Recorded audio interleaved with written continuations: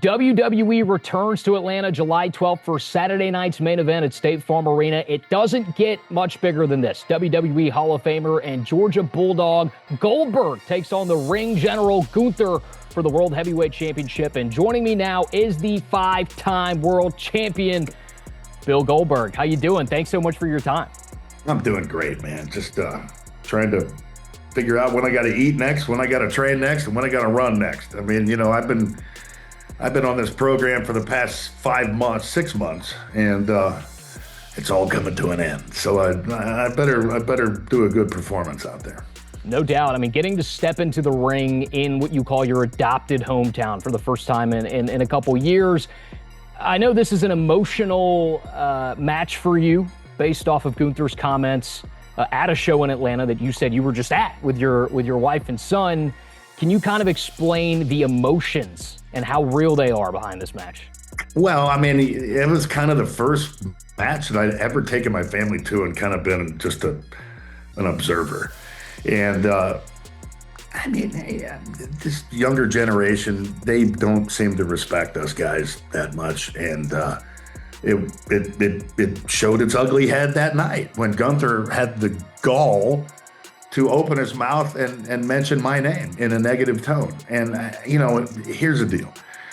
I don't care if it's wrestling. I don't care what it is. I don't care if I'm on the football field. I don't care if I'm walking down the street. If you say something derogatory towards me or about me, there are repercussions. And unfortunately, these days, kids don't feel as though there are repercussions for everything. But Gunther learned that there are repercussions. And so he's going to find out on the 12th how that really affected me, because, you know, I'm not a big fan of people talking negatively about myself or my family or anything around those two. And so he literally put himself in the spot of being the opponent for my retirement match. And bravo, if that's what he wanted to do, then kudos to him, because he accomplished it. Yeah, and he's only doubled down since. I asked him earlier in the week when I spoke to him, I said, look, you called him a one-trick pony. This is a legend. You said you'd beat him in 3 minutes, and he stood by those comments. What did you make of those comments when you heard them, and what do you think now? He's still saying it. He's ridiculous, man. He has no idea what he's in for. Like, none whatsoever. Nobody's ever beat me in 3 minutes. Not many people have even beaten me. You know, since I went to WWE, there's been a number of people that, as of late, have had their hand raised. But I still have a pretty damn good record. And he must have forgotten that. And he must have forgotten the 173-0. And, you know, but he'll find out. I mean, I think he's looking at my age and the fact that most of my matches were very short. Well, my matches were short because why would they be any longer if that's all the time it took for me to win? So I'm not going to stay out there and make myself look like everyone else when I can beat people in a short period of time and be unique. And so I plan to kind of do a little bit of, I'm going to keep it under my vest, what I'm going to do to Gunther. But. Well, let me get to that, because you were obviously dominant in your reign as world champion, no matter where, WCW, no matter where it was, WWE, and Gunther's kind of seen as a dominant champion as well. One of the most disciplined, they said, WWE has ever seen. What is your strategy going into a match like this, especially at this stage in your career, where this is your retirement match? What is the strategy? Yeah, you know, I'm not gonna reveal that by any stretch, because Gunther, knowing him, is probably listening to this interview. I'm not going to reinvent myself by any stretch of the imagination. What you see is what you get. The question is, can you stop it? So I'm going to bring most everything to the table that I've always brought. Now, there might be a little change here or there, and I might strategize in a different way, but that's about age and experience, and I will keep that close to my vest, and he will find out on the 12th. How important was it for you for this final match to take place in Atlanta in front of people that have watched you growing up? You mentioned the undefeated streak. I mean, you can't talk about Atlanta wrestling without you. I mean, you're a big part of that legacy. So how important was that for you after all these decades to finish it off in Atlanta? Meant everything to me. There's only one place to have this match, and it's Atlanta, Georgia. And it just so happened to be, a Saturday night's main event. Um, it's truly the only place to have it, no question. Hands down, that's what we spoke of in the beginning, and that's what's going to happen. And there's no comparison as to the city that this should be played out in. So you believe you will be holding that World Championship belt in Atlanta on your way out in your final match? You believe that's going to happen? I'm going to do my damnedest to make that happen. I know I'll be holding his head in one hand. Hopefully the belt is in the other. I love it. Let's talk about your time at UGA a little bit, because obviously our viewers love Goldberg, not just for what you did in the ring, but what you did on the football field. You played D-tackle, obviously, for the Dogs in the late 80s. What are some of your favorite memories of Athens? Everything. Honest to God. I mean, just the entire experience was life-changing. Those 4 years there molded me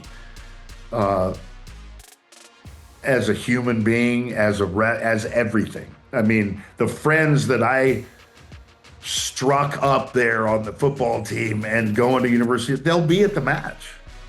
Most of them will be there. That's how strong the bond is. And I go back and talk to schools all the time. And the one thing that I tell them when I'm talking to the football team is that, they're in the position that no matter how rich you are, no matter how famous you are, no matter how big or strong you are, you can't go back in time and go play college football again because my eligibility's gone. That was the most fun part of my life. And I've done a lot of cool stuff ever since. Nothing compares to my college days. And that's why it's nowadays with the portal, it's a little different. The scenery is so much different. I went in with 35 guys in my freshman class. My son goes to the University of Colorado, and he's got 7 guys with him in freshman class because everyone else is in the portal. Right. So things are so much different now. But man, we had a bond back in the day. Once a dog, always a dog, man. And I bleed red and black, and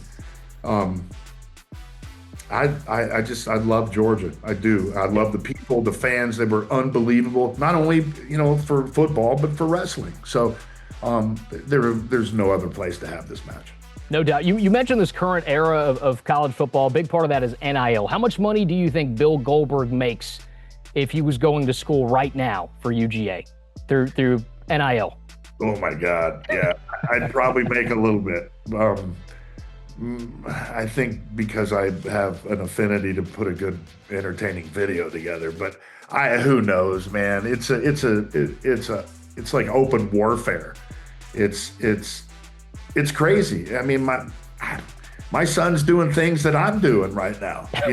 NILs are things that I prosper from at the moment. So it's amazing where we've come.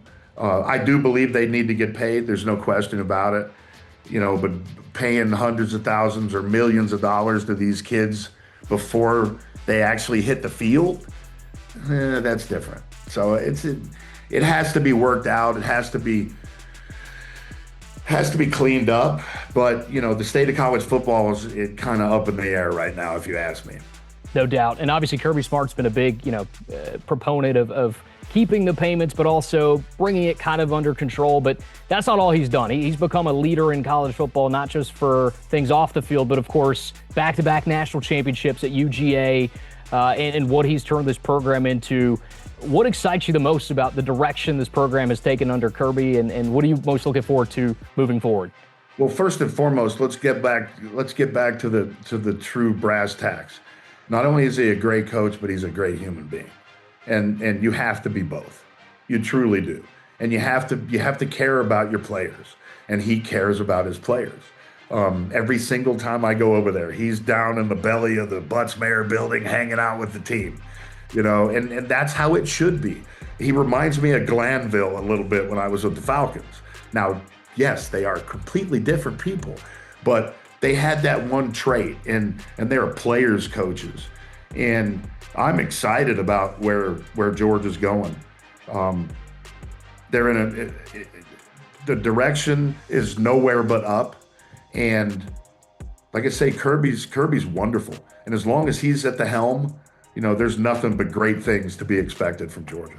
No doubt. If there is one guy over the last, let's say, 5 to 10 years that you think could cut a mean promo and be a WWE superstar, do you have anyone in mind on the Georgia Bulldog team within maybe the last decade? He's doing it. Elijah. Holyfield, of course. Yeah, well, he talked to me a lot about it back in the day, and to see him get in there and to grow is so cool. I mean, I love the kid. He's a wonderful kid, first and foremost, because he's a great human being. Yeah. And he cares about his fans, and he cares about other people, and he cares about his teammates. And first and foremost, I want to say that that's the most important thing in the world, is to be a good human being. Anybody can have talent, but to be a good person, that takes a lot, right? So I am so happy for him. I am so excited for him, and I'm curious to see what happens with him. I love it. Obviously, thank you so much for your time. We're looking forward to seeing you on July 12th. You got it, my brother. Really appreciate it. Thank you for the time.